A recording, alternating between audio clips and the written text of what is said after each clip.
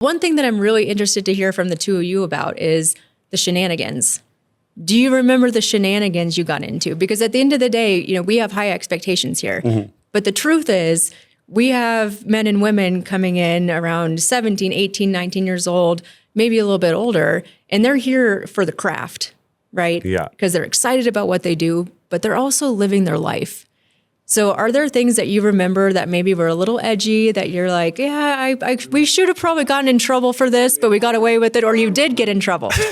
I remember even our house, we weren't supposed to work on any vehicles or cars, in our driveway, but they were always breaking down. I remember all the time we would be working on that or in the street or, just trying to drag our vehicles across town when they would break, and you'd look back and we're like, yeah, we were young then. We pulled it off. We made it happen. And when we brought the truck over last time, we were talking about like the off-road club and stuff. And we're like, do you remember a couple guys that went up and off-road? We got stuck somewhere out past Centennial, and like 10 or 20 of us all got tickets. The guy was sitting in Centennial just waiting for us to come back into town. Yeah, that was our one. And they were like, yeah, I remember hearing something about that. And we're like, yeah, that was us. So it was a lot of fun up until that point. Yeah. That didn't stop us, though. We were everywhere, out Lake Hattie. Just in the mud. We brought our Jeep, and our buddy brought his pickup truck. So that's half the kids at Tech here, and just going exploring. There's so much to explore around here, too. Everybody, when they think of Wyoming, they think of the other side.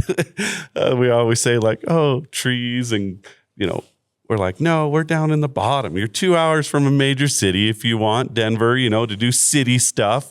But you're probably coming to Wyoming to explore and so wide open roads. Camping, just driving till you got tired of driving, and then would camp. And so there's just a lot to do. I think also things like we built our Jeep here. Trav built the chassis in chassis fab, and I built the body and street rod, and literally it was the day before we were supposed to go home, and we're like, well, hopefully the body fits on the chassis to go home. So everybody's like, oh, I don't know think if we actually made it home. I think the transfer case or something in the drive truck line. Yeah. But so somebody had to come rescue us in Montana on the way back to Washington when we left. So that was an adventure in December.